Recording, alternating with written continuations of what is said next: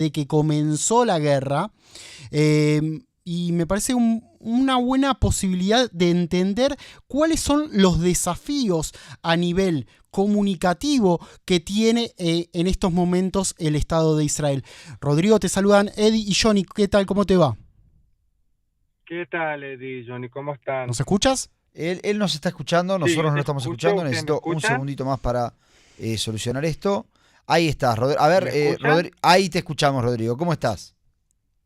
Dale, genial. Todo bien, todo bien, todo bien. ¿Cómo están ustedes? Estamos bien, estamos bien. Y tratando de entender un poquito la cuestión de la Asbará, me gustaría saber desde tu opinión cuáles fueron las 3, 4 claves que pensaste a la hora de comenzar un proyecto de Asbará luego de lo que fue la masacre del 7 de octubre. ¿A dónde había que atacar? ¿Dónde había que poner los focos principales aquí en Israel para luchar esta guerra, digamos, comunicativa?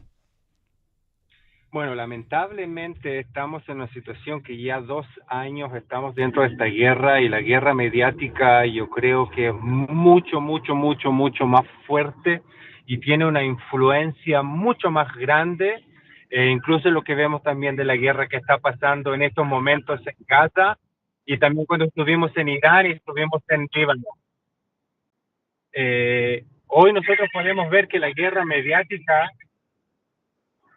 tiene influencia directa a decisiones políticas, economías, sociales, y eso es terrible, porque nosotros podemos ver, estamos viendo justo ahora la declaración del primer ministro australiano de Australia, que ni siquiera conoce y sabe lo que está pasando en Gaza, lo que está pasando en Medio Oriente, y deciden conocer a un país palestino. Le están dando un regalo al terror, están diciéndole a países árabes o digamos cosas que odian o quieren estar contra Israel y contra los judíos, que está bien secuestrar judíos y matar judíos y ahí vas a recibir un país. A mí el desafío más grande que yo tuve y que me llevó al momento que dije, bueno, yo voy a meterme a este tema, que primero para mí también es muy difícil hablar de esto de Asbagá, porque yo no lo miro como Asbagá.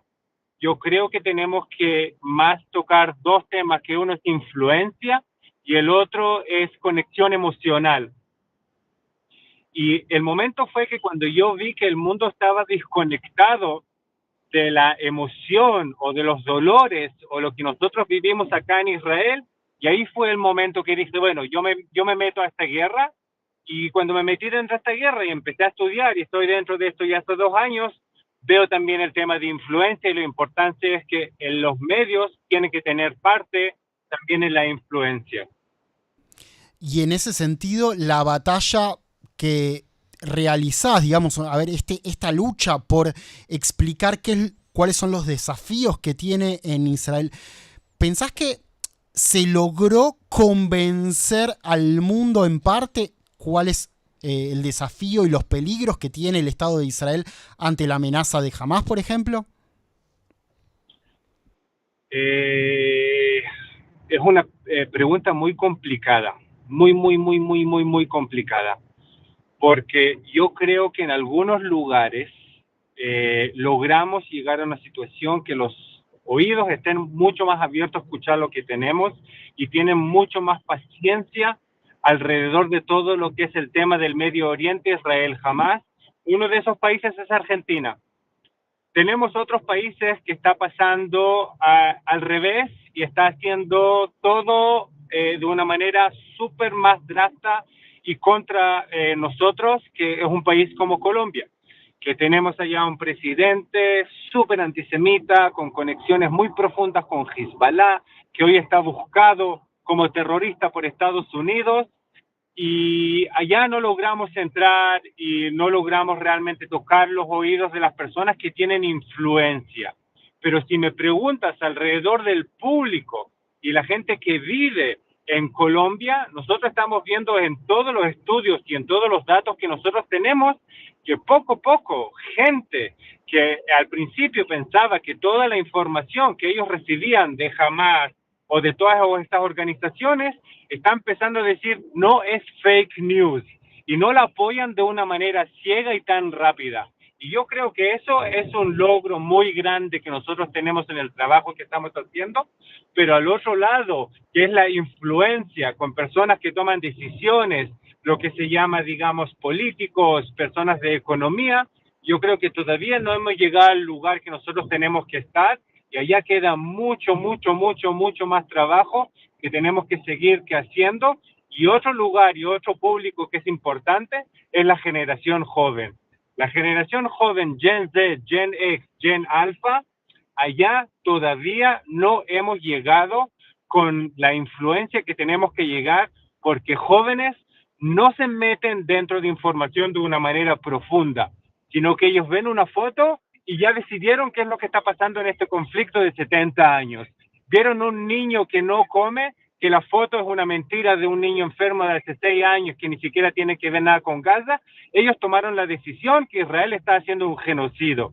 Y allá nosotros tenemos un challenge, un desafío muy, muy, muy, muy grande, y yo creo que esa es la próxima batalla que nosotros tenemos que estar ahí y ganar y luchar. Rodrigo, te saluda primero, te saluda Johnny, ¿cómo estás? Quiero preguntarte lo siguiente. Ustedes desde el 7 de octubre están haciendo un laburo tremendo. Yo antes lo decía y la verdad es que le recomiendo a todos que ya lo deben conocer, pero la verdad es que el laburo que hacen desde Veo por lo menos y Medio Oriente ahora también es un laburo, yo los conozco por lo menos del 7 de octubre, no sé si antes también, pero hacen un laburo tremendo con muchas ganas realmente de mostrarle a la gente lo que sucede. Ahora, a mí siempre me queda una pregunta. ¿Ustedes, desde su actividad, consideran que hay ¿cómo es que trabajan ustedes, digamos, la diferencia entre la narrativa del gobierno y la narrativa de defender al Estado de Israel? Si es que vos ves alguna diferencia, si es que ves en las críticas gente que dice te volviste oficialista en vez de Hasbara en favor del Estado, si es que hay un debate ahí interno que ustedes tienen a la hora de tratar de hacer que esto no sea muy de lo uno, digamos, para sacarle de lo otro. Guay, pues primero que nada, grandes saludos y gracias por las lindas palabras, que la gente nos siga en las redes sociales y vean lo que estamos haciendo. Pero yo creo que tú tocaste el tema más importante hoy. Nosotros, y pasó eso aquí dentro de Israel, gente que vive acá en Israel lo conoce, lo que pasó con los familiares de los secuestrados, que al un momento recibió olor y color político. Y al momento que un discurso recibe olor y color político, es un problema. Ahí estamos en una situación difícil. Uno de los trabajos más difíciles que todos nosotros todo el tiempo tratamos de hacer es no ser política, no ser actores y jugadores de políticos, porque políticos tienen un interés, es el interés de ellos mismos. Nosotros vemos el país, vemos las personas, vemos el Medio Oriente, vemos el tema de contenido, vemos el tema de noticias, de periodistas, de verdad. A mí eso es lo único que me importa. Yo creo que el tema justo que tú tocaste es también otro desafío que todos nosotros tenemos que pensar cómo podemos hacer. Porque ¿qué es lo que pasa? Que al momento que tú empiezas a defender a Israel, todos dicen, tú estás con Netanyahu que quiere ir y tomarse a y hacer eso y hacer eso. Pero no es correcto. Yo pienso sobre mis niños, yo pienso sobre mi familia, yo pienso sobre mis amigos, yo pienso sobre mi futuro, sobre mis amigos que están soldados, sobre las familias que tienen secuestrados. Y eso es muy, muy, muy, muy, muy, muy difícil, separar esto porque el volumen que tienen estas voces, que a veces son radicales y a veces está también haciendo daño a lo que está pasando en Israel, tienen un volumen y una influencia mucho más grande, seguramente dentro de voces y bocas antisemitas, que lo único que le importa es encontrar solamente los lugares donde Israel estuvo o no hizo problemas.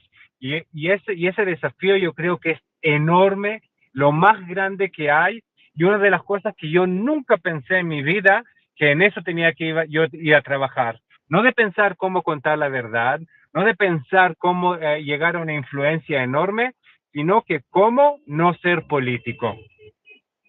Rodrigo, te hago una pregunta como un entendido, un especialista en redes sociales, que es, a ver, ¿qué consejos le podés dar a una persona que se está debatiendo, que recibe mensajes antisemitas, que recibe mensajes constantemente contra todo lo que está haciendo el Estado de Israel y es un ataque y quiere divulgar sus pensamientos a través de las redes sociales, le gustaría convencer también a la gente a través de las redes sociales? ¿Qué consejos básicos le podés dar a una persona que está en este desafío?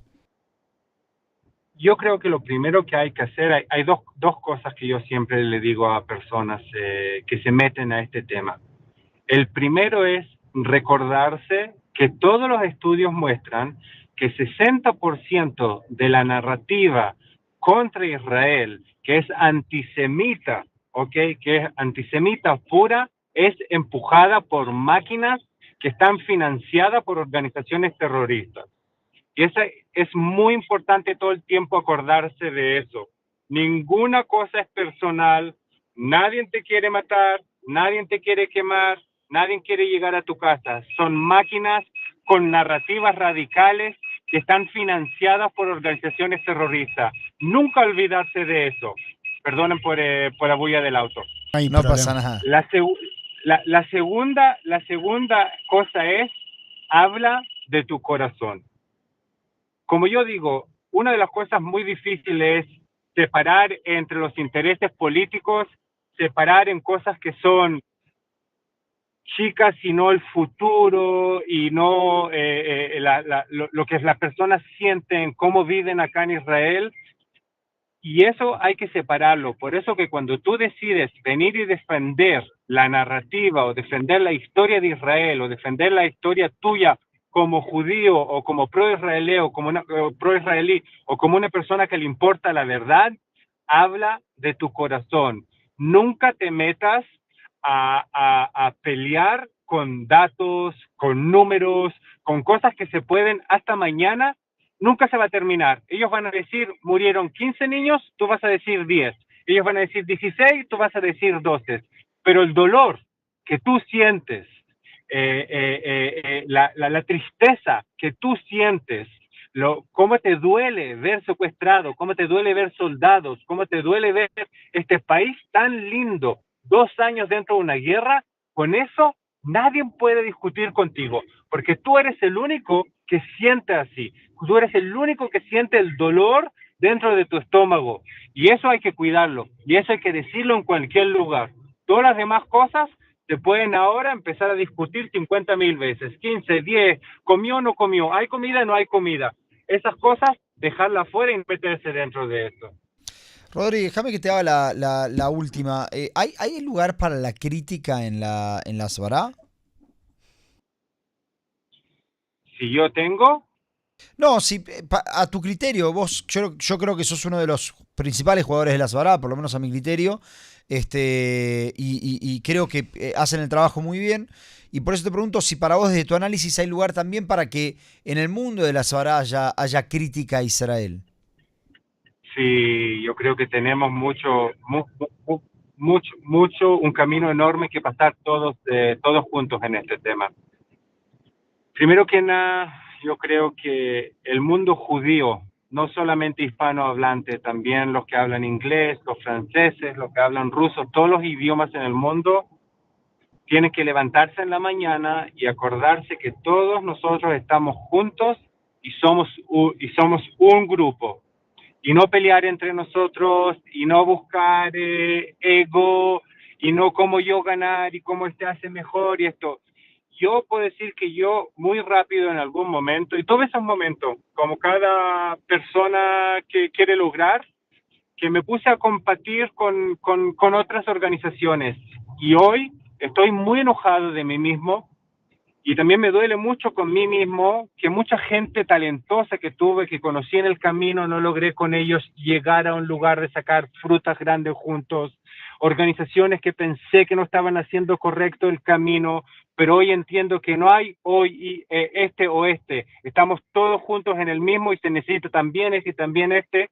Y eso yo creo que es una de las cosas primero que todos nosotros tenemos que entender. Se necesita todo.